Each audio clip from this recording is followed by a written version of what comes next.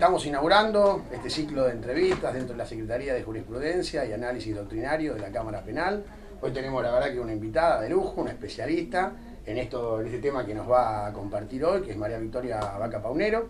Ella es titular de la Defensoría Penal número 26 de Seiza. Pero soy María Victoria Vaca Paunero, hace 10 años que soy defensora oficial, criminal y correccional en el Departamento Judicial de Lomas de Zamora.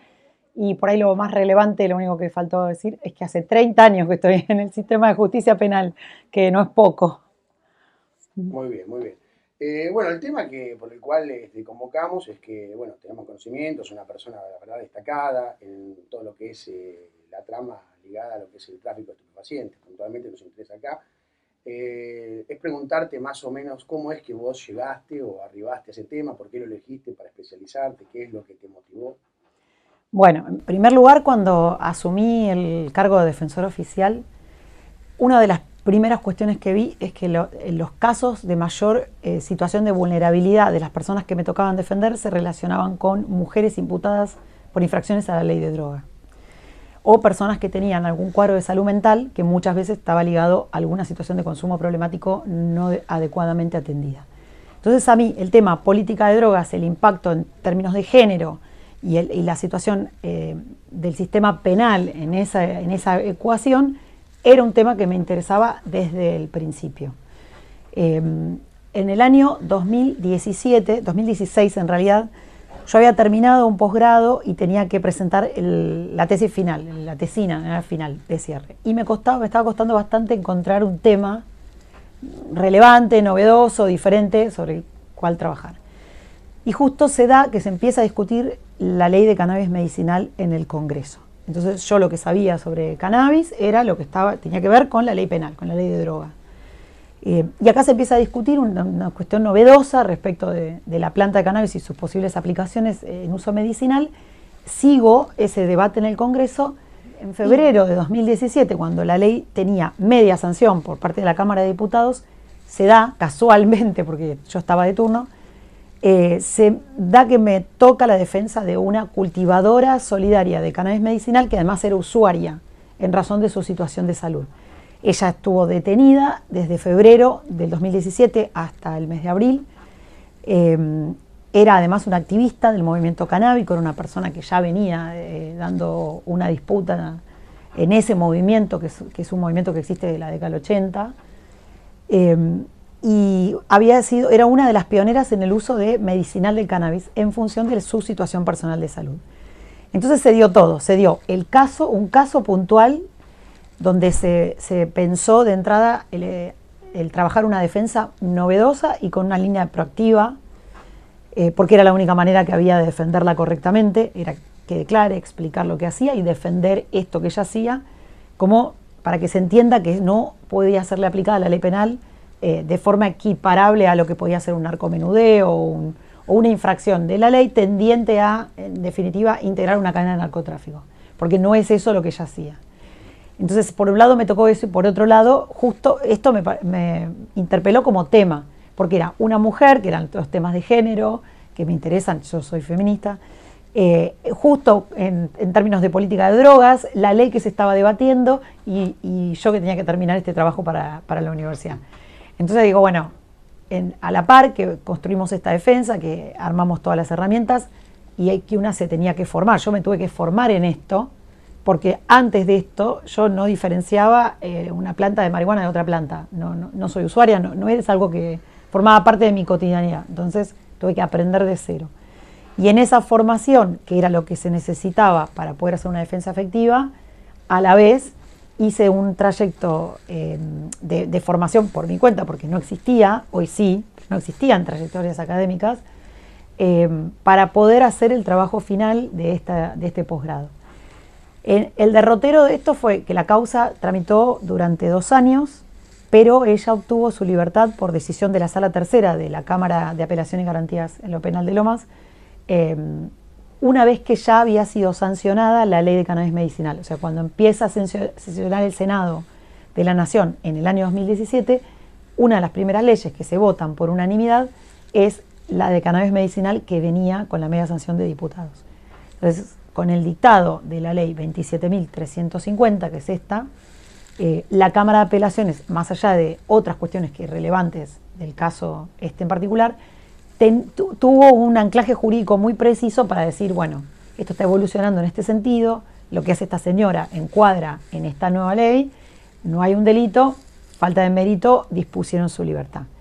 El caso se siguió litigando durante 2 años con ella en libertad, porque el Ministerio Público Fiscal impulsó de todas maneras la instancia siguiente, o sea, intentó que se llegue a juicio, pero la Cámara de Apelación y Garantías en Lomas siempre dijo que no había delito, que no había fundamentos para elevar, y esto terminó en 2019 en casación con un recurso del fiscal de Cámaras de Lomas que no fue convalidado, no fue sostenido, mantenido por el doctor Altuve, que en ese momento era el fiscal general de casación ante el Tribunal de Casación Penal de la provincia, quien en un dictamen de casi 9 páginas justificó su decisión de no continuar en la persecución penal de esta persona que yo defendía.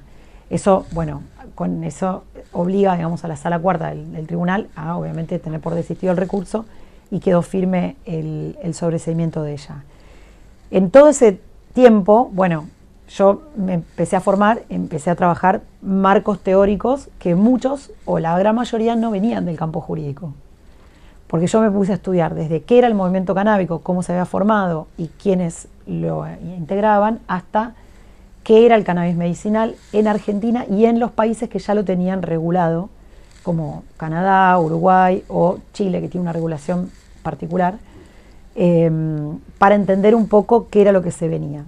La ley 27350 tuvo un primer decreto reglamentario en 2017 muy restrictivo del espíritu de la ley, que fue modificado en noviembre del 2020, mediante el decreto reglamentario 883, que es el que rige actualmente.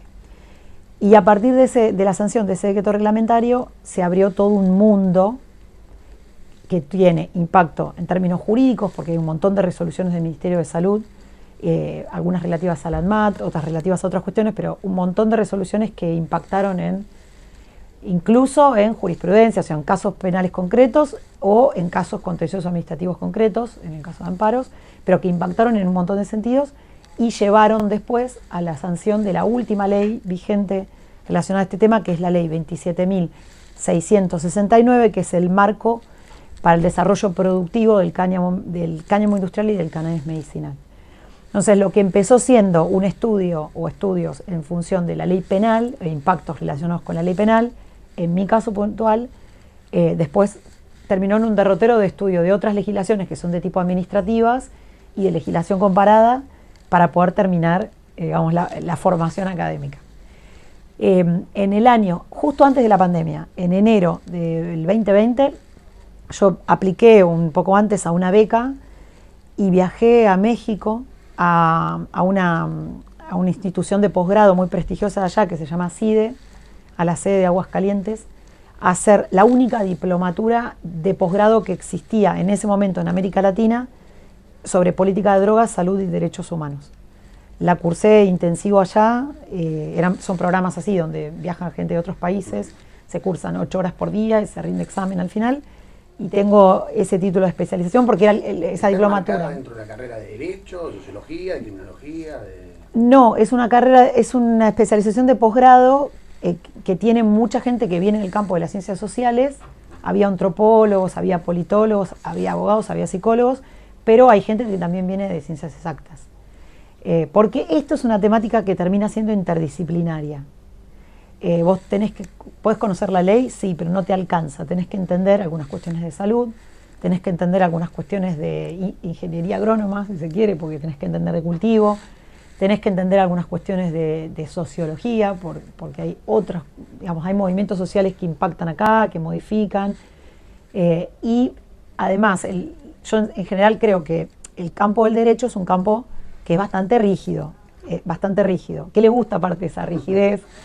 Y en cambio, los campos de ciencias sociales más abiertos, como puede ser antropología, sociología, psicología, incluso filosofía, tienen quien pasa o atraviesa trayectorias académicas en esos campos, tiene como una amplitud o más facilidad para lo que es el movimiento, para los cambios permanentes de situaciones. Le resulta un poco más cómoda estos cambios. Yo ya tenía posgrado en Derecho, ya soy especialista en Derecho Penal, tenía un posgrado en Magistratura con orientación en Derecho Público, ya había hecho trayectorias de posgrado jurídicas. Y hacer trayectorias interdisciplinarias que terminó, digamos, el impacto que tuvo principal es hacerme abrir la cabeza y empezar a pensar las cuestiones mucho más desde el punto de vista de los interrogantes y no de la respuesta fija, digamos. Esto te lleva a las ciencias sociales, a pensar en términos de interrogante y mirar por ahí un poquito más por fuera, digamos, de la caja, como dicen. Sí, hacer preguntas diferentes, ver otras complejidades que por ahí a veces no se pueden ver exclusivamente de la óptica. De la óptica jurídica, exactamente.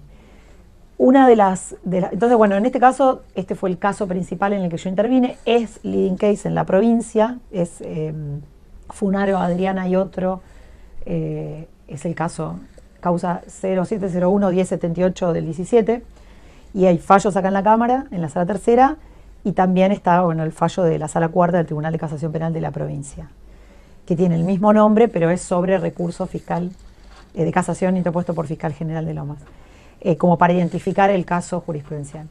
Ahora bien, después de ese caso se dio, yo trabé relación con gente de este universo que no viene de tribunales. Entonces conocí, por ejemplo, a los directores de la revista THC, que es la revista de cultura canábica más importante de América Latina, y ellos tienen un director jurídico que es un especialista en este tema, que es un abogado de la matrícula, y ellos tienen una particularidad que es que recibían, por ser la única revista que trataba la temática, vienen recibiendo hace muchos años consultas de personas que están imputadas en causas penales. Y claro, es una revista, o sea, no es un estudio jurídico, obviamente no tiene capacidad para dar respuesta a todas estas cuestiones. Entonces ellos generaron distintas herramientas e instrumentos para intentar de alguna manera dar alguna respuesta o orientar un poco a la gente que hacía consultas hacia los lugares correctos donde tenían que ir a preguntar. Uno de esos espacios es la defensa pública. La realidad es esta. Entonces, uno de los primeros vínculos que se generaron a partir de esto fue con defensores que estaban trabajando casos particulares pero de temáticas similares. Eso empezó a partir de publicaciones en las que yo participé con la Defensoría General de la Nación, que tiene un área de jurisprudencia y capacitación, que genera publicaciones digamos, interdisciplinarias o con distintos actores, y jornadas que organizaron dentro de la misma Defensoría General de la Nación para discutir este tema con especialistas que generalmente venían de campo académico. No sé, especialistas como Alejandro Corda, que son investigadores de esta temática. Bueno, con él compartí con Iñaki Anitúa, que hoy es mi director de tesis. O sea, compartí con Diego Silva Forné, que es el especialista uruguayo, doctor en Derecho, que es uno de los redactores de la ley de cannabis de Uruguay. Bueno, te empezás a relacionar con gente de distintos lugares que también trabaja esta temática, y lo que se terminó organizando es como una especie de red de defensores públicos que trabajamos estos temas y que intercambiamos información sobre jurisprudencia o casos puntuales, o incluso información específica sobre plantas o pericias o formas de cuestionar pericias o puntos de pericia a plantear. Todas cuestiones que son útiles porque todos los casos tienen sus particularidades. Esto, como es una planta y es una ley que es bastante compleja, la mayoría de las causas no son iguales a otras. O sea, hay bastante diferencia. Entonces, los casos son siempre novedosos y siempre tienen alguna cuestión interesante o distintiva que hay que abordar. Cuando le toca al defensor público, bueno, esta red, esta posibilidad de consultar con otro colega que ya tuvo una experiencia o que se formó en esto, sirve. Empecé en el 2019 dando capacitaciones para la Defensoría General de la Nación para sus funcionarios y magistrados en espacios tanto presenciales como virtuales, y ya lo hice durante 4 años. El último creo que fue a principios de este año. Y después, a medida que se empezaron a generar espacios de extensión y posgrado en universidades nacionales, empecé a participar prácticamente en todos. Entonces, soy docente de un seminario de política pública de la diplomatura de posgrado de la Universidad Nacional de Quilmes, que es en política de drogas, cannabis y enteógenos, es un poco más amplia, y doy también clases como docente invitada en diplomaturas de extensión o posgrado en la Universidad Nacional de La Plata, en la Universidad Nacional Arturo Jaureche, en la Universidad Metropolitana para la Educación y Trabajo, UMET, en la Universidad Nacional de José C. Paz, principalmente. Alguna vez he dado también alguna charla en Lomas. Para todo esto, para dar estas charlas, para poder estar, lo que uno hace es todo el tiempo estar estudiando. Estar actualizado con el último fallo, estar actualizado con... A eso vamos, una consulta que a mí nos interesaba así desde la Secretaría justamente de Análisis Doctrinario, Jurisprudencia, es preguntarte más o menos cuál es el marco teórico, es decir, cuáles son los cientistas sociales, los juristas, en los que vos te basaste para poder comprender el problema desde la óptica que vos lo estás mirando. Bueno, cientistas sociales, a ver, periodistas, por ejemplo, uno de los mejores libros que te da un panorama del sistema internacional es el de Emilio Ruchansky, que se llama Un mundo con drogas, para empezar. Después hay autores como Gabriel Tocatlián, Sebastián Cutrona, que son de la DITELA, que son especialistas en política de drogas, que también tienen una perspectiva muy interesante. Hay autores de la Universidad de Quilmes que también tienen una perspectiva distinta, como puede ser Marcelo Saíno o Sebastián Rodríguez Alzueta, que todos vienen de campo de ciencias sociales, no son juristas, esto vale tener en cuenta.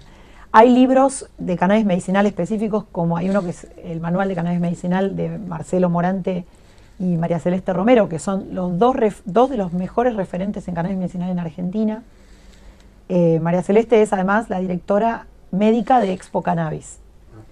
Y Marcelo fue el director del programa, o sea, estuvo a cargo de la dirección del programa dentro del Ministerio de la Nación, de Salud de la Nación, hasta el año pasado. O sea, que son prácticamente algunos de los referentes más importantes. Eso es por decir del campo de la medicina. Después yo debo haber leído 20 o 30 libros, fácil. Generalmente, hay libros en realidad que trabajan la temática del cannabis y la ponen en cuestionamiento desde Elías Neumann para acá, muchísimos. Porque cuando la Corte modifica el criterio que venía de Basterrica en la década del 90, hubo muchos juristas, incluso Zaffaroni, que han escrito de manera muy crítica. Horacio Catani, o sea, hay muchos que son especialistas que han escrito de manera muy crítica, que han presentado perspectivas, y de hecho muchos de esos después fueron fuente para lo que fue el fallo Arriola. Pero en ese momento la discusión, y es este el sentido de ese fallo en 2009, en realidad tiene que ver con una cuestión de libertad o libre desarrollo de la personalidad. ¿Cuánto el Estado se puede meter en esto? Que es uno de los debates fuertes que se dan también en los campos internacionales. Cuando uno va afuera, la discusión sobre cuánto el Estado, en estados liberales, políticos liberales, cuánto el Estado se puede meter en que una persona consuma o no consuma, tenga o no tenga. Lesividad por ahí desde el punto de vista. Desde el punto de vista penal, claro, si hay realmente una lesión a bien jurídico tutelado, cuánto el Estado se puede meter. Si es relevante en términos jurídico-penales este tipo de hechos como para ser perseguidos, o si es un tema, digamos, en el que el Estado no se tiene que meter. Cuando hablamos de cannabis medicinal, corremos un poco el foco, porque ahí lo que estamos hablando en realidad es de derechos humanos, de derechos básicos como es la salud, interpretada en forma integral. Ahí hay que pararse en la línea de lo que dice la Organización Mundial de la Salud y el Pacto Internacional de Derechos Civiles y Políticos, en cuanto a que la salud no es la ausencia de enfermedad, sino el mayor bienestar psicofísico posible para el ser humano. Entonces es no solamente un aceite medicinal, sino es un consumo que por ahí me mejore de alguna manera el bienestar, me reduzca la ansiedad, me haga dormir, o sea, me reduzca síntomas de un estrés postraumático. Hay que por ahí mirarlo un poco más amplio que el meramente medicinal entendido como medicamento industrializado en un laboratorio.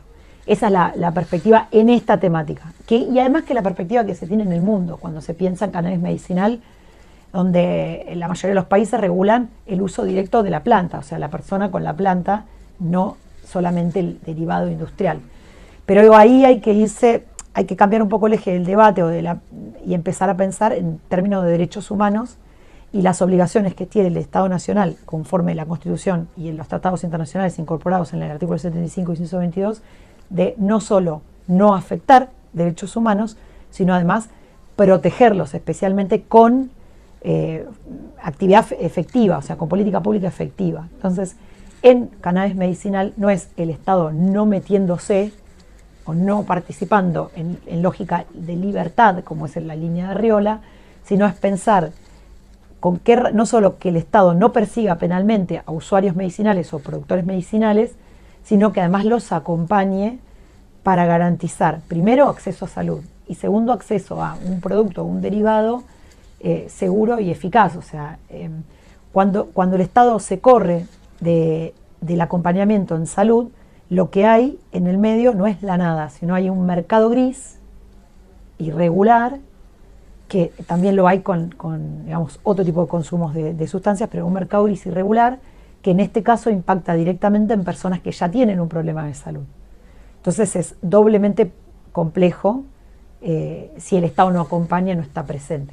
Entonces ahí hay que, por ahí, la base se corre un poco de estudiar derecho penal o especialistas en derecho penal y empezar a pensar, a mirar por ahí especialistas en derecho a la salud, fallos que tengan que ver, no sé, hay un montón de fallos que tienen que ver con amparos en salud, para pensar desde ahí dónde el Estado tiene que acompañar y de qué manera. Por supuesto que no es persiguiendo, ¿no? Eso desde ya. Pero la línea de no tengo que perseguir a un usuario medicinal no tiene que ver con la libertad, sino que tiene que ver con el reconocimiento del ejercicio de un derecho humano básico, como es el derecho a la salud, que hace a la vida digna y donde el Estado no solo no tiene que meterse con el sistema punitivo, sino que tiene que acompañar con el Ministerio de Salud o política pública en ese sentido. Entonces ahí te corres un poco del campo jurídico penal y te vas a buscar y te corres un poco de la criminología crítica o de la sociología jurídica, que también son campos que analizan esto. Ahí, por ejemplo, tenés material producido, el CELS produce material sobre esto también, o sea, tenés un montón para trabajar. Pero acá te tenés que correr y empezar a mirar por ahí derecho administrativo y gente que un abordaje más interdisciplinario. Claro, más interdisciplinario. Presentarlo cuando te toca en casos penales o incluso introducirlo en lo académico para tratar de entender esta doble faz de algo que en definitiva es la misma planta y sigue estando dentro del concepto de estupefacientes de la ley 23737 y su decreto reglamentario 560 del 19.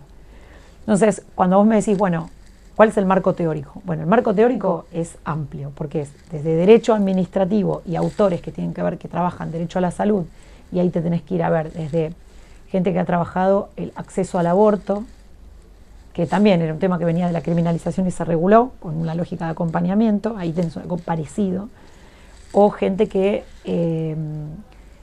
ha trabajado fallos o casos puntuales donde se ha trabajado qué es el acompañamiento en materia de salud por parte del Estado, que hay un montón. Todo en general los amparos contra obras sociales y fallos de la Corte hay un montón. Y salir un poco de lo que es el campo teórico. Por eso decía yo que como autores hay sociólogos, hay politólogos, hay algunos juristas, pero también hay que pensar médicos y leer libros que tengan que ver con, que recojan experiencias sociales.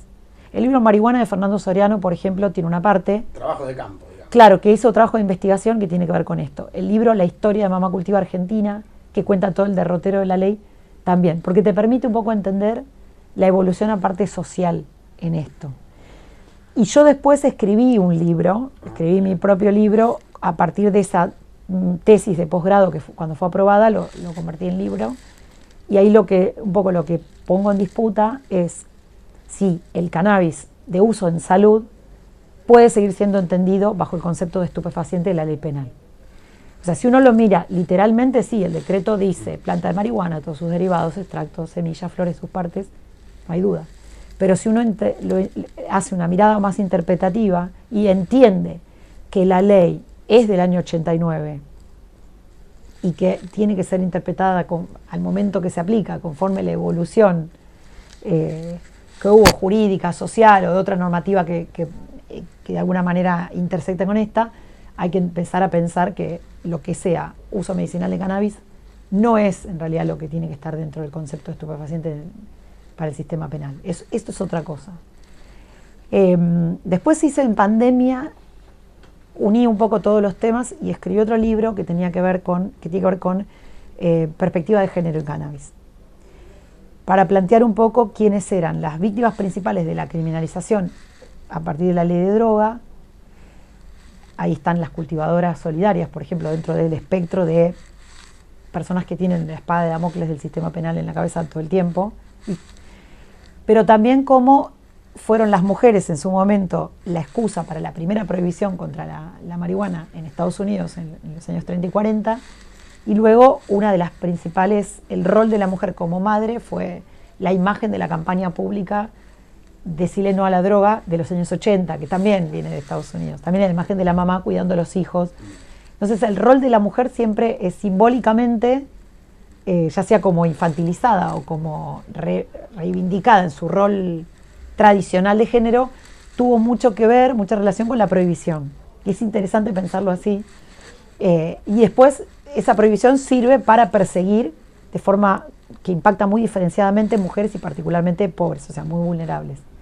Fenómeno que no solamente se verifica en Argentina, y lo conocemos bien quienes trabajamos en la defensa, pues lo vemos, sino que además está estudiado que se verifica en México y en Brasil. O sea, hay un libro muy interesante que tradujo Ileana Arduino, de una investigadora brasilera, que hace el análisis, intersecta género, raza y clase.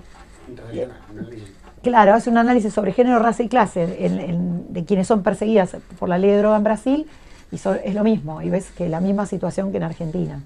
Y en México hay un instituto muy interesante que se llama Instituto RIA, que tienen unas investigadoras muy serias que vienen haciendo trabajo también de campo y publicaciones en esto. En México, que es el epicentro, digamos, de la guerra contra las drogas, el impacto diferenciado por cuestión de género es muy claro, digamos, se ve muy claro. Ellas hacen esta investigación, tienen videos incluso, pero tienen publicaciones que se pueden obtener. La Defensoría General de la Nación también tiene publicaciones en este sentido. Tiene una publicación sobre cannabis medicinal que se llama Cannabis Medicinal, una cuestión de derechos, que es la primera que yo mencioné, pero después tiene una investigación sobre la ley de estupefacientes y el impacto en términos de género, donde yo también escribí, que es muy interesante de ver. Julieta Di Corleto trabaja también esto, Cecilia Hopp, hay investigadoras. Y en Argentina, además de trabajarlo Ilia Arduino, temas como este los ha trabajado. Hay una investigadora de la Universidad de Córdoba, Cecilia Díaz, que publica en Brasil, también tiene una investigación sobre este tema. Hay otra más, me quiero acordar del nombre, Laviano, Virginia Laviano, que también es una investigadora de posgrado, que es de una ONG que también trabaja este tema. O sea, si uno empieza a buscar, encuentra que hay un marco teórico interesante en investigadoras argentinas que vienen del campo jurídico, que miran esta cuestión de género y ley de drogas y el impacto. Y son trabajos antropológicos, decís, en el sentido también de campo, empírico. Sí, no entrevistan teóricos, sino que están yendo a buscar el territorio, a comprobar. Sí, que entrevistan, claro, muchos de estas investigadoras trabajan a partir de casos concretos, entrevistan mujeres que las entrevistan, digamos, en línea víctimas de este sistema, sin decir por ello que esté justificado, digamos, no la infracción a la ley penal. No ese es el foco, pero sí decir cómo quizás el origen de esta ley, lo que pretendía perseguir, los objetivos, en definitiva, en este caso no es esto, claramente, no es encarcelar mujeres extremadamente pobres, de hogares monomarentales, que cometen delitos de subsistencia, digamos, no era este el sentido, pero esto es lo que termina pasando en la práctica. Entonces, bueno, hay una mirada crítica a hacer sobre eso muy interesante, y no soy la única que la hace, digamos, hay gente trabajando esto. Y una cuestión, Victoria, a ver, si tuvieras que mencionarnos así unos fallos que a vos te parecen indispensables, también desde tu punto de vista, lógicamente, que a vos te parecen relevantes y que cualquier persona que quisiera adentrarse en este mundo que vos estudiás y al cual te dedicás hace muchos años ya, ¿cuáles te parecen que serían los indispensables, al menos para comenzar? Bueno, el de Adrián, en provincia de Buenos Aires, yo destaco dos, que son los que son de casación, porque a nivel cámaras hay fallos muy interesantes, hay en San Isidro y en distintos lugares, pero estos dos son los que llegaron al Tribunal de Casación, y me voy a permitir un tercero, pero que en realidad es una disidencia, no es el voto mayoritario. El de Adriana Funaro es uno, porque el dictamen del doctor Altuve es espectacular, está muy bien fundamentado, es muy interesante cuál es la base jurídica en la que él se apoya, los fallos que cita, los temas que cita. Bueno, ese fallo es muy interesante, y aparte es de 2019.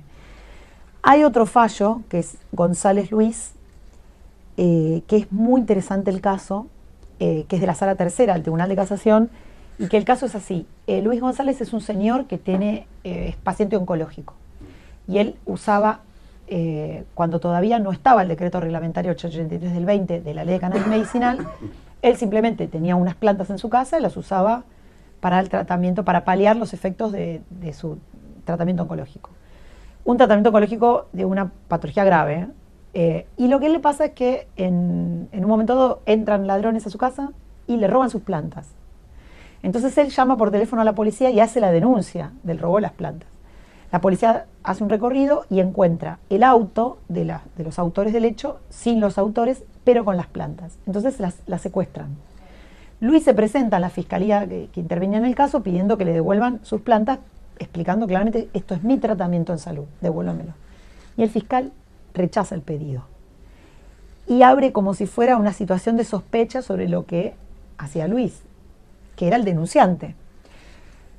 Pero no le imputa un delito. Entonces él lo que hace es se presenta ante el juez de garantías, o jueza, ya no me acuerdo, de la jurisdicción, que si no me equivoco es Junín, se presenta en el juzgado de garantías porque era el magistrado que debía controlar ese secuestro, ratificar ese secuestro, y dice: bueno, yo soy la víctima, la interacción del Estado es por mi llamado, devuélvamelas, o sea, este es mi tratamiento, devuélvamelas.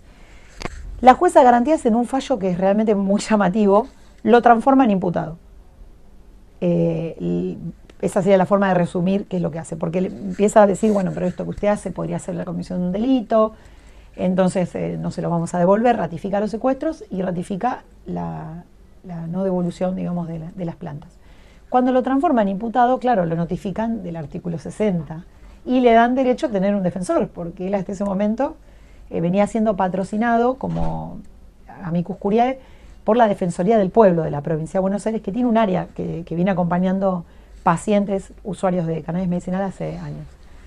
Pero bueno, ahí interviene la defensa pública, que hace un recurso contra la decisión de esta jueza y va a la Cámara. La Cámara de Apelaciones ahí, en un fallo que es también muy interesante, y que compara con los casos originales donde se criminalizaban mujeres por aborto, lo que dice es esto: viene este señor con una cuestión de salud que no está discutida, porque no está puesta en duda, al Estado excita la actividad jurisdiccional diciendo que es damnificado, o sea, pide ayuda al Estado por un problema que lo afecta en su salud, y el Estado, con esa solo cauce de investigación, porque no hay una denuncia con este señor, no hay otra investigación diferenciada que indique que el señor hacía otra cosa, lo transforma en imputado per se. Bueno, esto no corresponde.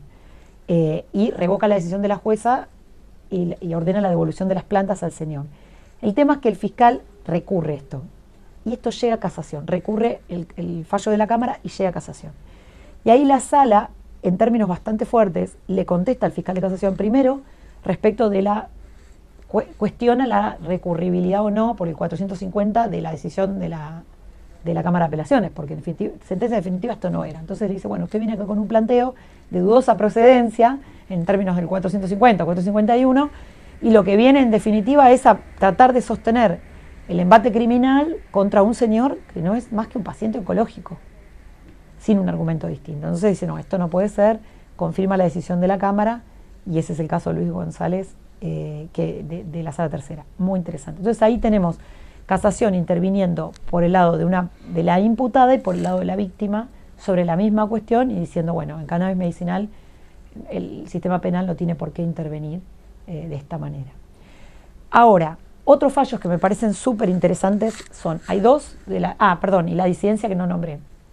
Recientemente, yo tengo que buscar bien los datos del fallo, pero lo pongo a disposición. Después lo buscamos. Después lo paso. Hay una disidencia muy interesante de la Sala Primera, del doctor Daniel Carral, en un caso donde el imputado es menor. Esta es la parte interesante. Es un caso de responsabilidad penal juvenil, de un menor imputable. Se discute una situación donde el menor tiene una cantidad de plantas para la acusación injustificada, y lo que se discute es el principio de lesividad, porque el quid de la cuestión es que esas plantas no tienen flores, no tienen cogollos, o por lo menos no está acreditado eso. Entonces se discute si una planta sin flores puede ser, y para el destino que le da supuestamente este chico, bueno, realmente importa una afectación a bien jurídico tutelado o no. Y ahora vos me dirás, bueno, ¿pero qué tiene que ver eso con cannabis medicinal? Bueno, pero es interesante, ya del vamos, que si discutir si la planta no tiene flores, como el resto de la planta no tiene uso en consumo humano, directamente descartar esos casos por principio de lesividad. Y después, si tiene flores, bueno, discutamos si el uso es medicinal o qué uso es. Pero digamos, sin flores, correrlo del sistema penal por atipicidad. Y por esto, simplemente porque no llega a poner siquiera en riesgo, en principio ni abstracto, porque sin flores no hay consumo con impacto en salud alguno. Entonces, esta es la discusión sobre el principio de lesividad o no en este caso. Para el doctor Carral, el caso claramente es atípico, no hay afectación del bien jurídico tutelado, no hay lesión alguna del bien jurídico tutelado, ni siquiera potencial. Él plantea, va por el lado de la falta de mérito y que el chico no llegue a juicio. Los otros dos magistrados sostienen que no, que esto tiene que ventilarse. No es que no le dan la razón, no es que votan en contra en relación a las plantas, sino que lo que votan es en relación a la situación procesal. Entonces lo que dicen es, esto debe ventilarse para acreditarse o no que esto es así o asá en la instancia siguiente, entonces debe ir a juicio. Veremos cómo sigue después, en caso que se termine juzgando en debate este caso, y cómo termina. Pero esta disidencia del doctor Carral es interesante porque pone el foco en la lesividad. Sobre ese punto hay fallos de la Casación Federal muy interesantes, hay que hablan sobre esto. Hay dos que me interesa traer a colación. Uno es el fallo Gago y López, es, si no me equivoco, de la Sala Primera de la Cámara Nacional de Casación Penal Federal. Es un caso de la Justicia Federal de Jujuy. Ellos son dos personas que eran cultivadoras, que eran usuarios medicinales, hacían aceites para ellos y para sus familias, además eran consumidores de marihuana de forma recreativa o adulto responsable, y fueron imputados antes de que existiera la ley de cannabis medicinal. Ellos estuvieron un año detenidos por la infracción al artículo 5A de la ley de drogas, pero el momento que llegan al juicio oral, se había producido, llegan bastantes años después, se había producido toda la evolución legislativa a partir de la ley 27350. Entonces, en el juicio oral que se lleva a cabo, ellos plantean que su uso era estrictamente medicinal, partiendo de la base que la investigación era solamente por la existencia de plantas en el ámbito de ellos. O sea, no había ningún tipo de venta, no había exteriorización a terceros, digamos, de esto. Eso es lo importante, o sea, era cultivo y tenencia de extractos, pero no había otra cosa. Y ellos ahí plantean el uso medicinal. También tuvo un defensor oficial muy proactivo, acreditó el uso medicinal, trajo especialistas, trajo pacientes, acreditó el uso que tenían ellos y sus familias, y ellos quedaron absueltos en el juicio. Pero como una de las juezas vota en favor de la condena, el fiscal del juicio interpone el recurso de casación y el caso se vuelve a dirimir en la Casación Federal, dando un respaldo muy grande a lo que era el uso medicinal de cannabis y también al análisis diciendo, bueno, esto tiene que ser analizado también en esta óptica actual, digamos, con la evolución legislativa. Eso también es interesante. Que esa es la línea de la Corte, en realidad, que ha dicho muchas veces, que los casos tienen, y la ley tiene que interpretarse o aplicarse con la lógica de la actual, digamos, la situación, y no con, por ahí, el espíritu del legislador de hace 20 años, 30 años. Ese caso es muy interesante. Y hay otro muy interesante que es Toranzo Gil, que ese, si no me equivoco, es de otra sala de la Cámara, también de Casación Federal. Yo después lo voy a pasar, creo que es en la sala cuarta, no es la primera. Que Toranzo Gil es bien de cannabis medicinal, era una especie de clínica, por definirlo así, de cannabis medicinal que había en Córdoba. Por supuesto, de forma irregular. O sea, si bien quien la gestionaba era médico, él lo que había hecho era montar una especie de consultorio, un sistema de consultorios con médicos, donde las personas iban, tenían consulta con un especialista. En el caso de que usaran cannabis medicinal, misma estructura de tipo clínica tenía una persona que cultivaba, alguien que hacía los extractos y se les daba como parte del servicio un aceite de cannabis. Los allanaron en su momento en Córdoba, les secuestraron todo lo que tenían. La persona que cultivaba murió en el marco del proceso, algo que la verdad visto después es tremendamente injusto. Y ya lo loco fue al principio, porque la Justicia Federal de Córdoba recibe un pedido, mientras tenía a la gente detenida y el caso en plena marcha, el proceso en plena marcha, otro juez federal de otra provincia les manda un pedido reclamando que uno de los aceites secuestrados era en realidad el tratamiento de una niña con una enfermedad neurológica grave de su provincia. Entonces hay una cosa medio particular, que es que el mismo juez que perseguía y criminalizaba a todo el sistema este de clínica y a todas las personas que participaban en ella, en el sistema penal, se vio, de alguna manera reconoce ese derecho de esa niña al tratamiento y le da parte de eso que había secuestrado, lo manda a la provincia para que la nena pueda continuar el tratamiento. Ese caso se juzgó, llegó a la Casación Federal y ahí lo que también varios años después, entonces también la evolución legislativa es lo que marca la línea del fallo. Pero ahí lo que están diciendo los jueces es, esto claramente no es una infracción a la ley de droga, porque más allá de la irregularidad o la falta de adecuación normativa que pudieran tener lo que hacía esta gente, realmente no era venta de droga en el marco de una cadena de narcotráfico. No era ese el objeto, aparte. El objetivo era el tratamiento en salud. De hecho, todas las personas que declaran eran pacientes y esto lo usaban para eso, no para otra cosa. Entonces sí, la Cámara Federal deja ahí abierta la posibilidad de que pudiera haber alguna infracción a alguna figura típica del artículo 200 en adelante del Código Penal, pero deja bien claro que se debe excluir la ley 23737 de este hecho. El tema es que al momento que resuelve la Cámara de Casación Federal, por el paso del tiempo, los delitos posibles del artículo 200 en adelante estaban prescriptos. Entonces, finalmente esta gente queda toda absuelta. Ese es otro caso interesante, bien también de cannabis medicinal, ya pero con una línea más de comercio, que esa es la particularidad que tenía, y también se quedan en esta línea. Y el más reciente de la Cámara de Casación Federal es uno, que también lo voy a acercar después, que es particular, que no es de los que tenemos en Provincia de Buenos Aires, pero es interesante que lo sepan, porque la gente tiene una idea muy errada sobre esto, que es contrabando agravado de estupefacientes por compra de semillas de cannabis en el exterior. Hay una falsa noción de que la semilla no es estupefaciente, cuando en la ley de drogas sí está incluida, pese a que, en mi entender, es una inclusión errada del legislador, porque en el mundo la semilla no es estupefaciente en ningún lugar del mundo. ¿Por qué? Porque la semilla de cannabis no tiene THC, no pega, digamos, para que se entienda, no tiene capacidad de producir efectos psicoactivos. Tiene THCA en estado ácido. No produce dependencia.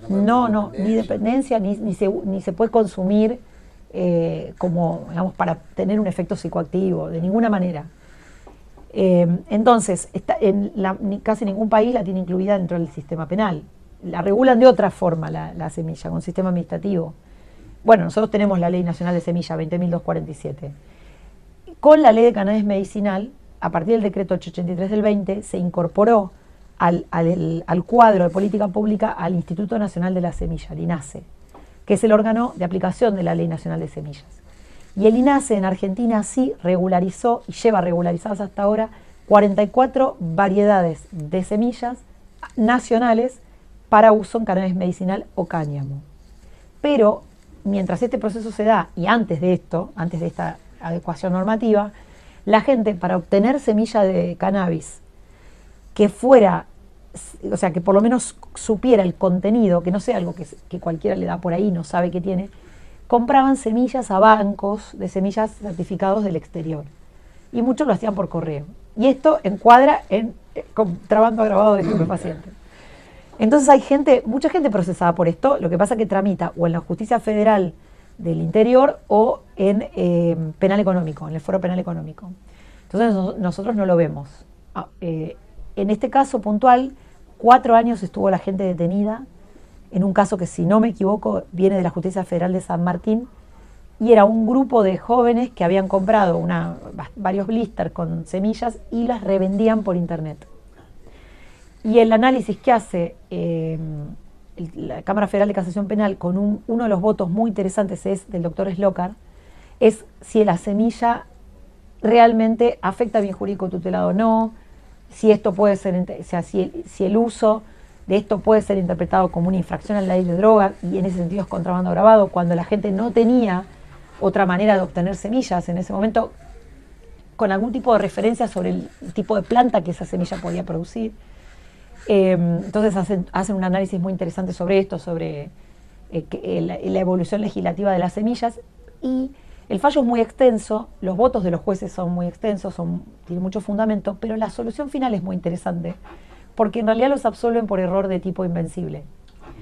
Perdón, por error de derecho, error de prohibición invencible, claro, porque lo que dicen es que en función de la información pública y de la evolución legislativa y la cantidad de cambios legislativos que hubo entre el 2017 y el 2024, era casi imposible que esta gente pensara que esto que estaba haciendo era un delito. O sea, claramente podía estar equivocada de suponer que la compra de un banco legal de otro país estaba perfectamente permitida en Argentina, cuando Argentina también tiene venta de semilla legal, que son estas semillas certificadas a través del INASE.